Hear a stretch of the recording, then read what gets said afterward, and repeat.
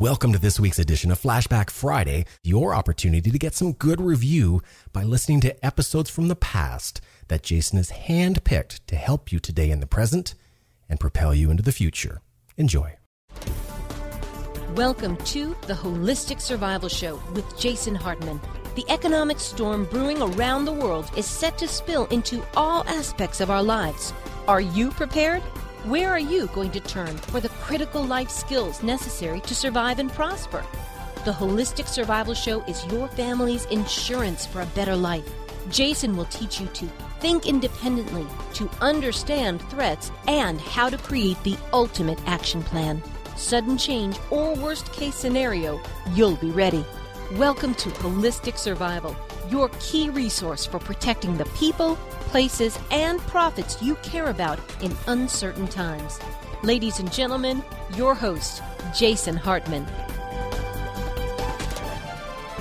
Welcome to the Holistic Survival Show. This is your host, Jason Hartman, and this is episode number 33. So today we're going to talk about earthquakes. And really what this talk relates to is not exactly what you'd probably think about on an earthquake survival show. Now, I'm here in California in earthquake country, and when we talk about the third pillar of holistic survival, protecting profits, I always tell my mother, who was following the old traditional plan of real estate investing, income properties, I think is the most historically proven asset class and the best investment bar none in America today. And I always say to her, hey mom, you're not diversified enough with your properties. You need to own them in multiple states like I do, because all of your properties, and this is not true anymore, but years ago it was before she started to follow my plan and diversify, are straddling the San Andreas Fault. And very few people have earthquake insurance, and she doesn't. We want to talk about earthquakes today from the perspective of safety, of course,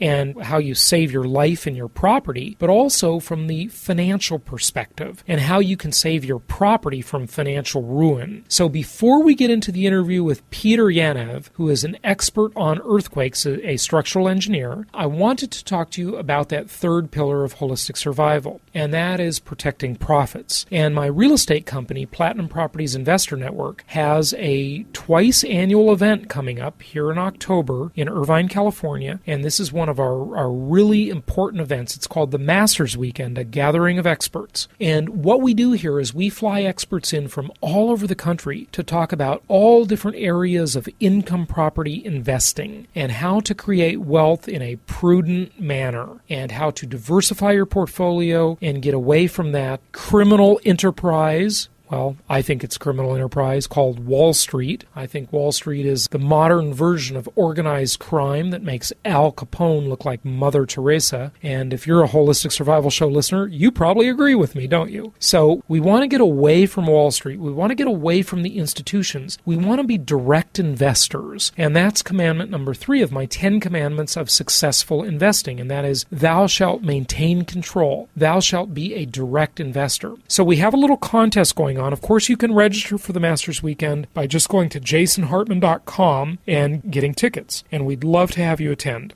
We are also doing another one of our events the day before. So if you're flying in from out of town, you actually can take advantage of the Creating Wealth Boot Camp on Friday and then the Masters Weekend on Saturday and Sunday. Now, also, instead of just buying a ticket, which we'd love to have you do, and you're certainly welcome to, you can actually win free tickets. This is a $1,500 value, and you can do that by just going to jasonhartman.com/contest. So I want to play a little 1 minute and 30-second audio tract of a video I recorded while on vacation recently in St. Martin in the Caribbean, and that will explain to you how you can win tickets. And this is also interesting from a viral marketing perspective. If you have a home-based business, if you have your own business of any sort, if you are in the internet business, you definitely want to learn and know more about viral marketing. So you may listen to this from the perspective of, hey, I want to win free tickets for the Masters Weekend, a gathering of experts. And you may also listen to this from the perspective of, wow, how could I use viral marketing?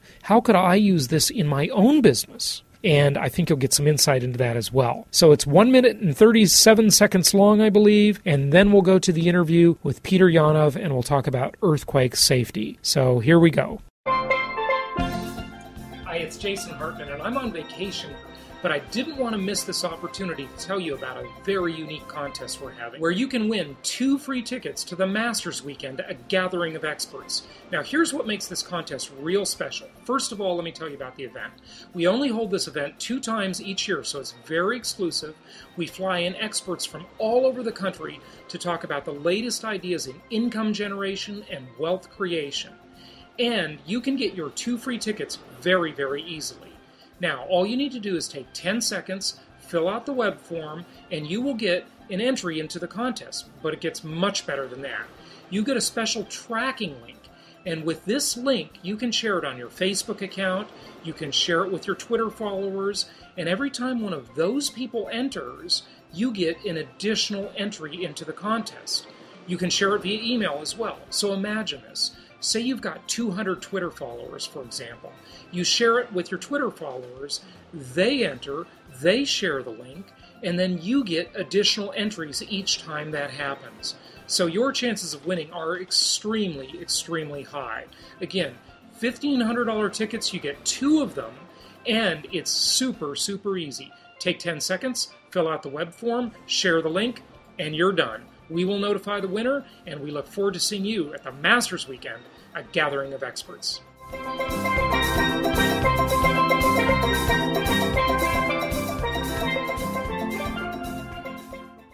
It's my pleasure to welcome Peter Yanev to the show. He is the author of a book on earthquake safety, and this is all too important for those of you who may have properties or live in earthquake-prone areas. The book is entitled Peace of Mind in Earthquake Country, How to Save Your Home, Business, and Life. Peter, welcome. Thank you, Jason. Nice to talk to you. It's great to have you on the show. We have not covered this topic as of yet, and I think it is vitally important. As we were talking for just a moment before coming on the air, you mentioned that in a lot of cases, the building code is really meant to protect life and safety, which is great, but someone's investment may be completely over, even though the people are safe. So there's really 2 sides of it. There's, first of all, safety, and then the economics that happen after the incident, right? That's correct. That's something actually that I would say only engineers understand enough, and that is that the code, as it is written, is intended to protect life safety. In a moderate earthquake,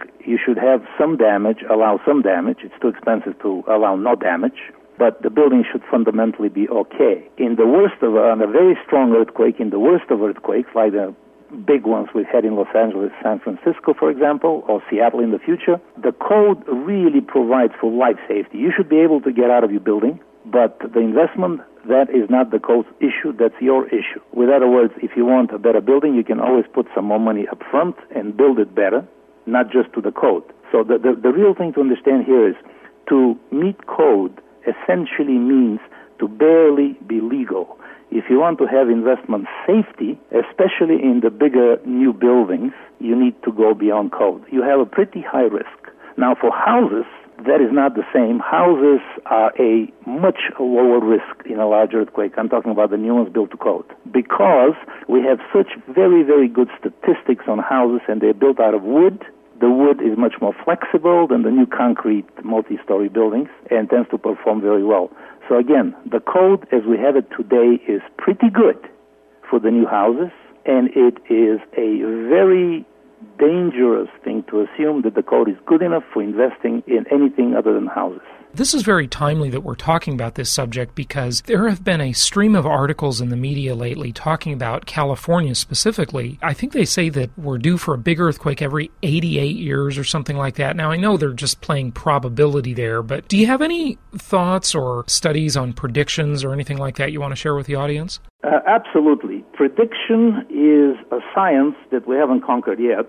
We're working hard on it. We're down to basically understanding how frequently we've had strong earthquakes on various faults, the Hayward Fault in Northern California, the Seattle Fault in Seattle, the Northridge Fault in LA. So we have a pretty good idea how often we get an earthquake. When it's going to happen is very difficult. So, for example, currently the highest probability we know of, we think of, is the Hayward Fault in the San Francisco Bay Area. Itself has 3 segments, so we don't know exactly which one. Let's say the middle. It is a very inexact science. When you say 88 years, that means that's history, but like the stock market, if you rely on history, you're in big trouble. Right, because you can't necessarily predict it based on history, right?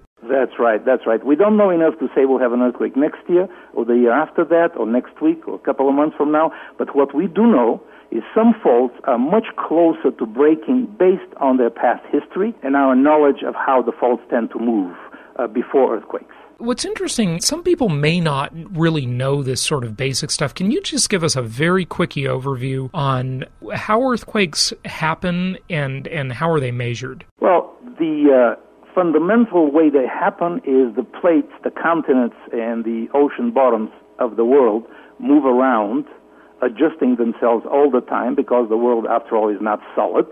It is soft down below. And because of that, we have frequent readjustments of the crust.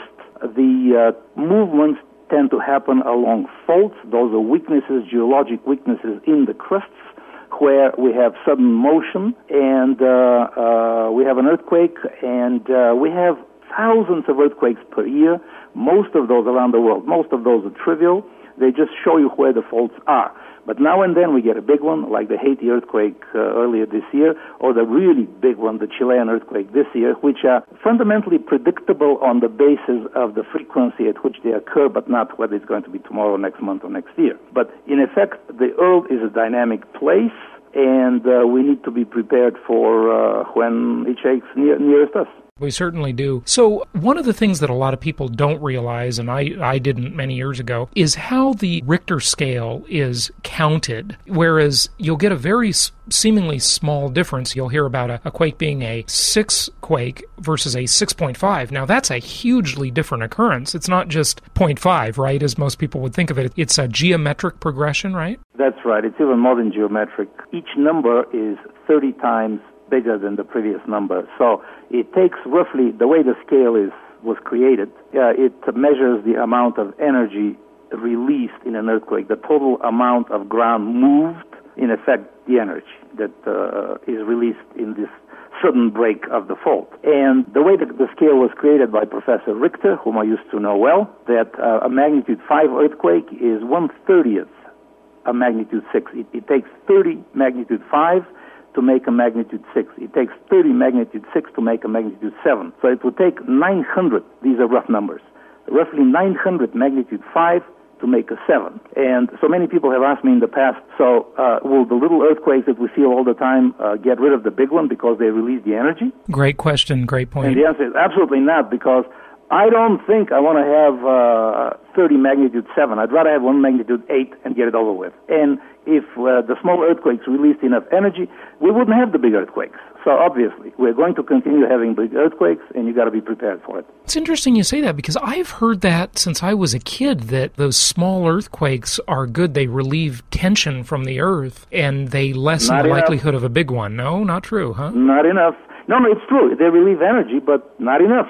There's enough energy left. The big is not relieved, and so you have sudden large earthquakes. There are parts of the world, for example, around the small town of Parkfield in California, where the fault is kind of loose enough that it continuously slips, and it seems to be not capable of generating more than about a magnitude 6.5 earthquake, which is still a strong earthquake. But we are pretty sure, based on many years of studying now, that area doesn't get big earthquakes.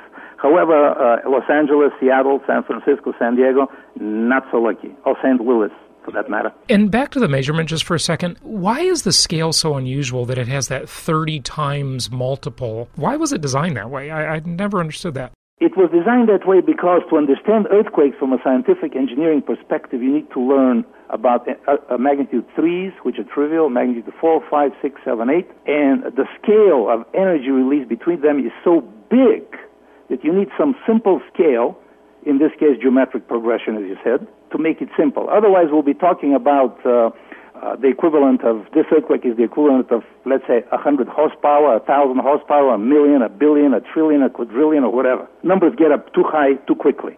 And because of that, scientists thought it was easiest geometric progression. Many of you are used to it, and everybody has to get used to it. So what do people need to know about rock, about soil, about the foundation for their property? What are the things there that they need to understand? Okay.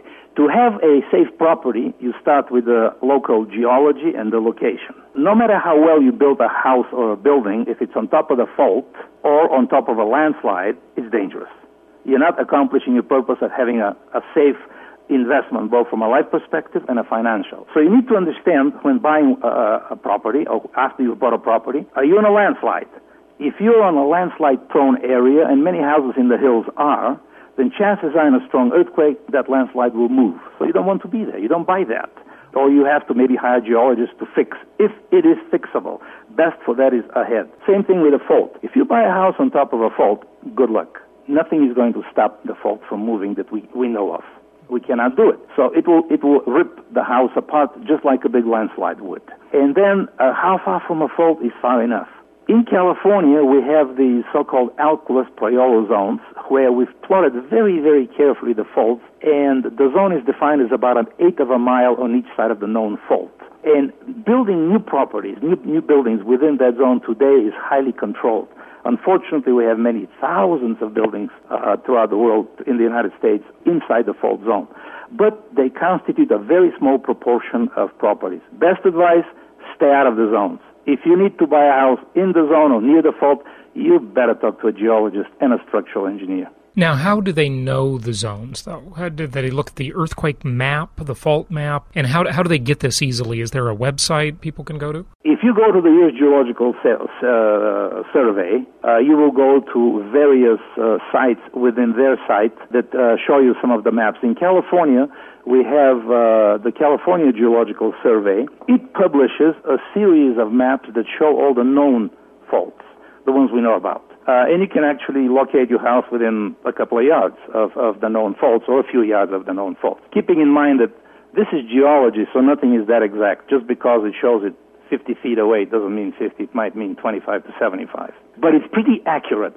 So that information is available in my book, Peace of Mind. I have those sources where you can go and find the property. And if you're close, let's say you live next to the Berkeley campus at the University of California, Berkeley, in California. The best thing to do there is you're right near the fault. Get a local engineer to help you figure out, is it too close? And if it's close, what you should be doing about it. And what about soil? I mean, there are different types of soil. I hear about clay in the soil. And give us the basic overview of soil types, if you would. So the obvious observation for anybody going to an earthquake is that buildings on rock tend to perform much better than buildings on soil for the same earthquake. And buildings on really soft soil like fill, like along San Francisco Bay or Seattle on fill, tend to perform very poorly compared to the buildings on rock. Why? Because soil amplifies the ground motion coming out of the rock. In the rock, the motion is very small. We're talking about, a few inches of displacement back and forth. Whereas once you get into the soils, as you get softer and softer and softer, the soil kind of amplifies that motion. I always like to think of it in terms of a bowl of jelly. You shake the wall a little bit, and the jelly shakes a lot. Fundamentally, that's what we're talking about. So the worst soils are the softest soils. For that, we have special procedures for building new buildings. But no matter what, if you're in that kind of a soil, generally you will have much more damage than you are in the hills on rock. In the hills on rock, however, you don't want to be on a landslide, as I said before. So everything's got its advantages and disadvantages. Then some of the better soils, like stiff clays, well-drained soils, and so on, are better than the soils along watercourses and bays simply because they're stiffer, the water tables tend to be sometimes lower, the earthquake is amplified less by the ground. So what are some of the other hazards that the property may have? It is where it is. Maybe the listener already owns this property, and now they just want to watch out for the other hazards. What do they need to know about? It's really common sense. It's like if you buy a house in one of the fire-prone areas, then you have a high risk of fire. With earthquake is the same thing. You probably don't want to be right below a dam, for example. I mean, it seems natural that a dam is a structure, a man-made structure. It has a probability of failure in a strong earthquake for a whole different reasons. We have evaluated the dams pretty carefully, especially the bigger ones. But still, the probability of something goes wrong is higher. You don't want to be under a dam. There are better locations than that. Another thing is if you buy, let's say, a house, your house, right next to a taller building, and especially if that's an older building, especially, for example, if it has parapets. Those parapets can come off. Your building can be okay, but the building next door, debris can come down and smash your house up. So if you're buying a building next to an adjoining taller building, have your engineer look at both buildings and tell you how he or she expects the taller building to perform so it doesn't damage your building that you're buying. So it's really common sense. All right, that's good to know. Let me take a brief pause. We'll be back in just a minute. Now's your opportunity to get the Financial Freedom Report. The Financial Freedom Report provides financial self-defense in uncertain times, and it's your source for innovative, forward-thinking investment property strategies and advice. Get your newsletter subscription today. You get a digital download and even more. Go to jasonhartman.com to get yours today. How does a building work? How does it perform in an earthquake in terms of its resistance to the quake? I mean, I've always heard that the thing to have is a building that is not too rigid, something that will bend and flex with the movement. And I know that the high-rise buildings are built, some of them on rollers, right? Not on rollers, but we have a special system called base isolation, but yes. So it's simple. They're not built on rollers. That's one of the common misconceptions. Yeah, we don't put things on rollers. I always wondered exactly how that looked below the building, and I've never seen it, but I've heard it. Okay, that's a technique that we've used worldwide for a few hundred buildings, so let's not even worry about that one. What we worry about is the building built properly. And first, the people we go to earthquakes, I just went to Chile. I sent colleagues to the earthquake in Southern California last month. I sent colleagues to Haiti. I went to the Italian earthquake last year. I've been to over 50 earthquakes around the world. And the reason structural engineers, earthquake engineers go, is to see how the buildings perform, what new things we might learn, where the codes are deficient, where the codes are okay. And so every earthquake teaches us new lessons, and we keep improving the codes. What I'm saying by this is that the older codes are not nearly as good as the newer codes. That automatically means the older buildings are not as good as the newer buildings. And this is especially true for houses. Houses built before the 1940s throughout the United States did not require several features that today are required that eliminate 80% of the damage to houses. 80%. There are 2 or 3 features that eliminate most of the damage in houses. The first one is, again, old houses don't have it, new houses have it, is the foundation bolted, the wood foundation, the sill, bolted to the concrete foundation below the house. If it's not, the house can just slip off, fall down, and you have anywhere from severe damage to total damage, including life safety. Next step is the house braced with plywood in the crawl space. That would be the space usually between the ground and the first floor of the house. Sometimes it's a couple of feet, sometimes a full basement, depending where you are and if it's a hill or not. Critical to put plywood around the periphery of the building. That did not used to be required in California until about the 1971 San Fernando earthquake, where many brand new houses, 1971, brand new houses in LA, in the San Fernando Valley, collapsed because they didn't have the simple plywood bracing. And you have to nail it per specifications in the code, meaning every 2, 3, 4 inches, very tightly nailed, strong. You put these 2 features in the typical older house in the United States, in earthquake area, you probably fundamentally eliminate 80% of the potential damage. It's a huge number for very small effort, but you have to do it for all the houses. The code doesn't say, go back, you have to fix, you have to retrofit. Yeah, we haven't gotten to that stage yet. Any estimates on what that would cost to do that? On just a typical older house? I have advised lots and lots of people on how to do it and how much to do it, and it depends on how expensive it is, but we're talking, bolting the house down is, let's say you're talking maybe putting 50 bolts in the house, 100 bolts, at maybe $20, $30, $40 a bolt, whatever, depends on the contractor and the area. You're talking maybe a couple of $1,000s gross. Could be less, could be more, depending. The plywood, it takes a number of hours for somebody that knows how to do it, a carpenter, to get under the house and nail it down. Might be a couple of $1,000s, maybe more. But the thing that tends to be more expensive if your house has a lot of glass, or you have a garage with 1 or 2 stories above it where you need something more sophisticated, you need an engineering help. That gets more expensive. But usually, to bolt the house down and to put the bracing in the crawl space is, you're talking $5,000, $10,000 max.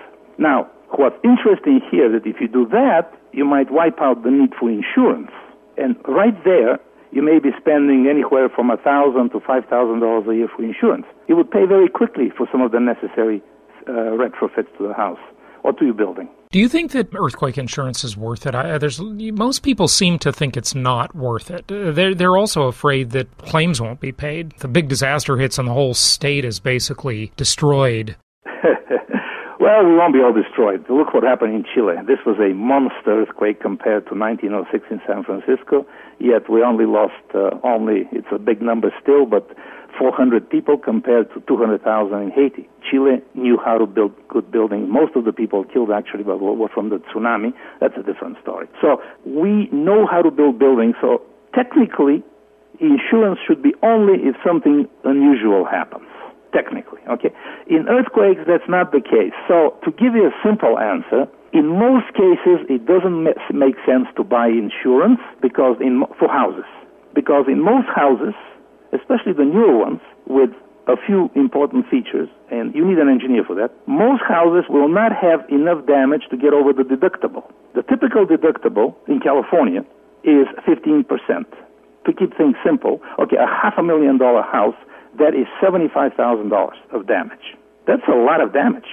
So you pay the first $75,000 on a $500,000 house, and the rest is covered by insurance. Well, that is a lot of damage to happen. If it's a good house, it shouldn't happen. Now, an older house, if it's not bolted down, if it doesn't have plywood in the basement, if it's got too much glass, if it's got these huge brick chimneys that can come through and crashing through the house and causing all sorts of damage, yeah, you should buy insurance. But no, before buying insurance, maybe you should fix the house and don't waste your money on insurance, and then you get insurance kind of as a last resort in case we don't know something or we're completely surprised by an earthquake or there's a fault underneath your house that we don't know about yet.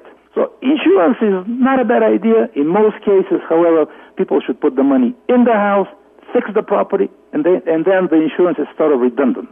So self-insurance and taking action, being proactive is maybe the best thing. What are some of the best types of construction for resistance to earthquakes? Maybe just outline, when we talk about residential, what are the different types of construction people see out there, and then what's the best to survive a quake? Okay, so in tall buildings, just to get it out of the way, in tall buildings, the best construction we know, based on our extensive experience, is steel frame buildings, preferably with massive concrete walls inside around the elevator cores. That's one of the best construction. In houses, steel houses are fantastic, but they don't happen often. Most houses are wood frame, and it turns out that by luck and from engineering principles, wood is the best thing for smaller buildings because it's flexible not in the way that it moves around a lot, but it can absorb energy, not deform that much, and it's just the right material for earthquakes. So we're lucky in that respect. However, if you have a brick house built 80 years ago, 100 years ago, 20 years ago in some of the prone areas of the United States around St. Louis, for example, that is very dangerous. Brick construction that hasn't been retrofitted afterwards for earthquakes is the most dangerous, smaller, old construction. Of the new construction, as far as I'm concerned, the worst performance are larger reinforced concrete buildings, not steel. And again, coming from having sent teams to over 100 earthquakes, including Chile. Concrete buildings, especially the older ones, were very poorly detailed. For example, in 1971, we had a brand new hospital, 3 months old. The Olive Sanatorium in the middle of the San Fernando Valley of LA collapsed, 1971. What that tells you is any concrete building prior to 1971 is probably a much higher risk than a conventional other building, and especially the wood frame building. That hospital was 3 months old, and it just collapsed in that quake, huh? And the new apartment building that collapsed in Concepcion in Chile was also 6 months old. And that's a complex reason why it collapsed. We have studied it in quite a lot of detail. I know the reasons. But fundamentally, concrete construction is much more dangerous than steel and wood. That doesn't mean that steel and wood cannot be dangerous if it is improperly designed, okay? But relatively. So what happens today is if you're buying an apartment in some of the new taller buildings, as I said before, the code is really for life safety. So if you're buying an apartment in one of the taller new reinforced concrete buildings, you better talk to a good structural engineer because the risks for losing your investment in that building are much, much higher than if that's a steel frame building or if it's a 3-4 story wood frame building that's also of the same new vintage. Huge difference in expected performance, especially if these are speculative buildings. We'll be back in just a minute. Now you can get Jason's Creating Wealth in Today's Economy home study course. All the knowledge and education revealed in a 9-hour day of the Creating Wealth Bootcamp, created in a home study course for you to dive into at your convenience. For more details, go to jasonhartman.com. So how does someone minimize damage to the interior, the utility of the property, and the equipment in the property? What we're talking about here is there's a lot of stuff on earthquake safety, and people have been, to some extent, educated and being prepared and so on and so forth for their own safety. But we're talking a little bit about the economic side of it. That's what people don't really talk about, is after the quake, the economic devastation that occurs, right? That's right. For office buildings, for the typical public buildings, actually one of the biggest problems is what happens to the functionality of the building. I just came back from Chile, spent with my son 2 weeks there and then colleagues looking carefully at the damage, and there were thousands of new buildings with no structural damage. Inside, they look like a tornado had gone through them. The ceilings are down. Heating, ventilating, air conditioning ducts are hanging all over the walls. The fire sprinklers turned on, flooded the place. The control equipment that controls the air conditioning, the boilers for the water, etc., all over the ground. Why? Because those details were not properly connected. Our code is a little better than the Chilean code in that respect, but it was a really good lesson. What we need to do is, once we're safe in the buildings, make sure that that building functions after the earthquake, that the ceilings haven't come off, that the computer floors haven't collapsed, then the critical equipment, like in a house, your water heater, hasn't fallen down and ruptured the gas line and started a fire. That's simple. You put a strap around it. You have to do the same thing for all of the important equipment inside a building. In the basement buildings or the roof, where the elevators are, for example, the controls, you have the electrical control system in a building. These are motor control centers, switchgear. If those things are not properly bolted, and I'll tell you, 90% of the time they're not, the equipment falls over, breaks. Everybody's equipment breaks in the earthquake, and then for 2 months you cannot get new equipment. So you sit there waiting. We were in a hotel near the epicentral area in Chile just a couple of months ago, and the hotel was charging It was $150 normal rate. They charged us $30 a night. Why did they charge us $30 a night? The hotel was okay, because they didn't have hot water. You couldn't take a bath. Wow. The reason they didn't have hot water is because they hadn't strapped down the water heater, or bolted it down in their case. It fell over. Everybody else's fell over. They're all busted. They don't have hot water. So they were losing $125 out of $150 per day, per person, because of 4 stupid bolts. I can't think of a better word for it. 4 bolts would have taken care of. Very good point, Peter. I mean, just preparedness and thinking this stuff through, very important. Good example. Any others on that? Oh, yeah. You go into the typical, let's say, high-tech plant in the United States.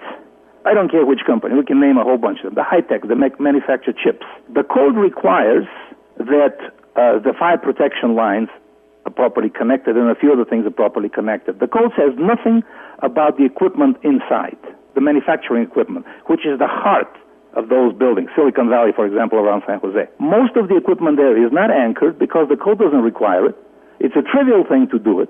An earthquake happens. The buildings are okay because they're designed to code. The equipment's all over the ground, busted. It takes them weeks and weeks and weeks and weeks with horrendous business interruption losses because they didn't put bolts there. Now, we require extensive bolting of equipment in hospitals so that the hospitals are functional after an earthquake. We require bolting of the equipment in schools so that it doesn't come over and hit the kids. But we don't require any of that for a manufacturing plant where the building costs $50 million and the contents are $1 billion. It's interesting. But if it's your plant, all you need to do is get an engineer and a construction company and go bolt down all the equipment. It's not that expensive, and it prevents huge amount of damage and a huge amount of business interruption. In Chile, that kind of damage and business interruption is by far the largest percentage of the damage overall. It's probably the financial damage, equipment, building contents, and stoppage of work is probably 75% of the loss. That kind of insurance, that kind of preparedness just makes simple economic sense, and it's so cheap to do many times. Hey, Peter, let's close with just an overview of what to do before, during, and after a quake. Okay. Well, I think we've said it several times different ways. What you do before the earthquake is find out what will happen to your property. If there's any concern about life, obviously you have to do something, but you need to understand the risk. Step one, understand the risk. Get an engineer to help you, get a geologist in a landslide area, whatever it takes. Next step, evaluate what you can do to reduce the risk to an acceptable level of risk. In a house, you don't want the chimney to fall down and go through the roof and break the house, or the house slide off the foundation. You fix that. What does it cost? Usually pretty reasonable. In a taller building, find out what the risk to the building is, find out what the risk to the contents is, and then do a simple cost-benefit analysis. If I spend so much money, I'll reduce the risk so much. If I spend a bit more, I'll reduce it that much more. Stop at the point where it makes sense. A couple of days of business interruption won't kill anybody. It's okay. But it may not be worth fixing. And the third step, fix it. Do the construction. So understand the risk, decide what is an acceptable level of risk for you and how much it will cost to get it down to that level, and then go ahead and spend the money. And in addition, if you need it, you can always buy insurance. Peter, give out your website so people can find out more and tell them where they can get the book. Probably the best site would be theearthquakebook.com. Theearthquakebook.com? Theearthquakebook.com. It's a single word. Or just peter@yanev.com. Excellent. Peter, I've got to mention to you that I really appreciate the book you sent over. There are some fantastic pictures and illustrations in the book. It's really enlightening to look through this and to see how to do kind of the forensic analysis and see what happens, and in some cases how easily things could have been prevented. You have some amazing photographs in this book. So again, Peter Yanev, thank you for joining us today. The book is Peace of Mind in Earthquake Country, How to Save Your Home, Business, and Life. We appreciate the insights today, and everyone should go out and take a look at the website in the book. Thank you, Jason. That includes you, too.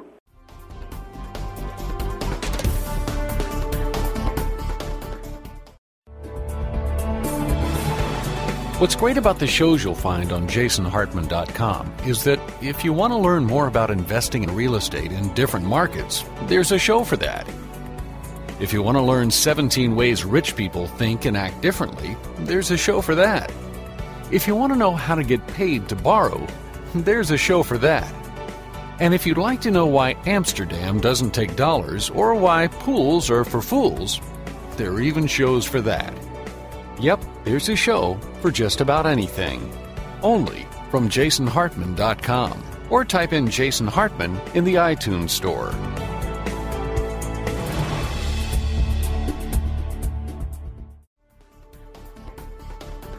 Thank you for joining us today for the Holistic Survival Show, protecting the people, places, and profits you care about in uncertain times. Be sure to listen to our Creating Wealth show, which focuses on exploiting the financial and wealth creation opportunities in today's economy. Learn more at www.jasonhartman.com or search Jason Hartman on iTunes. This show is produced by the Hartman Media Company, offering very general guidelines and information. Opinions of guests are their own, and none of the content should be considered individual advice. If you require personalized advice, please consult an appropriate professional. Information deemed reliable, but not guaranteed.